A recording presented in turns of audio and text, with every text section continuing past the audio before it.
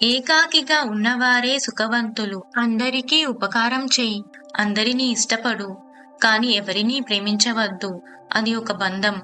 బంధం దుఃఖాన్ని కలిగిస్తుంది. నీ మనస్సులో ఏకాకివై జీవించు. అదే ఆనందం.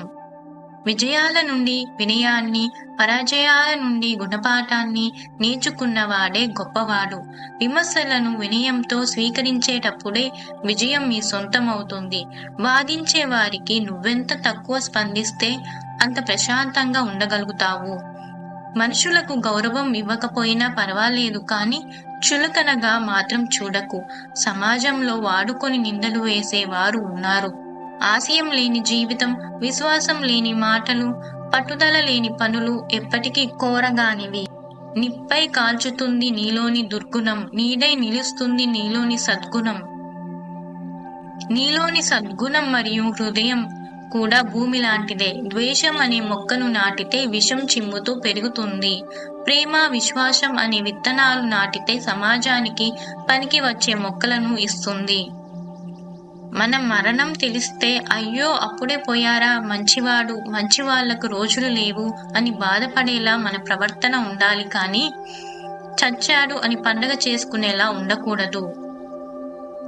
మనిషికి అసూయ ఎక్కువైతే ఆనందం దూరం అవుతుంది. అహంకారం ఎక్కువైతే అందరూ దూరం అవుతారు. అందుకే మనిషి ఎదిగే కొద్దీ ఒదిగి ఉండటం నేర్చుకోవాలి. ఒకరికి మాట ఇవ్వటం మంచినీళ్లు తాగినంత సులభం. నిలుబెట్టుకోవటమే నీళ్ల మీద నడిచినంత కష్టం. అందుకే ఎవరికైనా మాట ఇచ్చే ముందు నిలబెట్టుకునే సామర్థ్యం ఉందో లేదో చూసుకోవాలి. మీ మనస్సు నుండి వచ్చే ఆలోచనలు, నోటి నుంచి వెలువడే మాటలు, మీ దేహం ద్వారా జరిగే చేష్టలు కారణం అయితే జీవితంలో భౌతిక ప్రపంచంలో జరిగేవన్నీ కార్యంగా మారతాయి మరియు మీ జీవితంలో ప్రభావితం చేస్తాయి. ఏమి ఆలోచిస్తున్నామో, ఏమి చేస్తున్నామో ఎరుకతో చేయండి. మీరు వృద్ధాప్యంలో పడితే మీ చూపు తగ్గిపోవచ్చు. చదువుదామంటే అక్షరాలు కనపడకపోవచ్చు, కానీ అనుభవంతో మనుషుల మనస్తత్వాలను బాగా చదవగలరు. జీవితంలో అందరికీ నచ్చినట్టు బ్రతకాలి అనుకుంటే మరో జన్మలో డబ్బుగా మాత్రమే పుట్టాలి. జీవితంలో అన్ని కష్టాలకు రెండు మందులు. ఒకటి శ్రమ చేయటం, 2 సహనంగా ఉండటం. చేసిన తప్పులకు చింతించటం వల్ల మనసుకు ప్రశాంతత కలుగదు. ఆ తప్పులు మరలా చేయకుండా ఉండటం వల్లనే ప్రశాంతత కలుగుతుంది. పదవిలో ఉన్నప్పుడు ప్రతి ఒక్కడూ పతంగిలా ఎగురుతాడు. దారం తెగితే గాని అర్థం కాదు నా ఆధారం నా నడవడిక పైనే ఆధారపడి ఉందని. జీవితంలో ఒకటి గుర్తుంచుకో, పరిగెత్తాలి అనుకుంటే తరుముకుంటూ పరిగెత్తు. నిలబడాలి అనుకుంటే ఎదిరించి నిలబడు, లేకుంటే ప్రతి అడ్డగాడిదకు అలుసైపోతావు. అహం ఎక్కడైతే ప్రారంభమవుతుందో పతనం కూడా అక్కడే ప్రారంభమవుతుంది. అందుకే పదవి, పలుకుబడి చూసుకొని అహంకారంతో విర్రవీగకూడదు. ఇవ్వటం నేర్చుకో, తీసుకోవటం కాదు. సేవ అలవరుచుకో, పెత్తనం కాదు. నేను నిమిత్త మాత్రుడను, ఈ మంచి పని భగవంతుడు నా చేత చేయిస్తున్నాడు అనే తలంపుతో చెయ్యి. కలియుగంలో తపస్సు చేయటం అంటే సత్యము పలకటమే.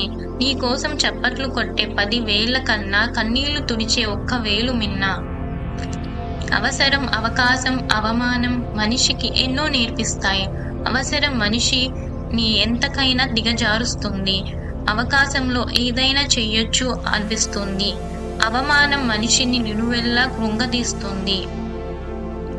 ఈ జీవితంలో సంపాదించిన ధనం మరో జన్మలో పనికి రాదు, కానీ ఈ జన్మలో చేసుకున్న పుణ్యం జన్మలకు పనికి వస్తుంది.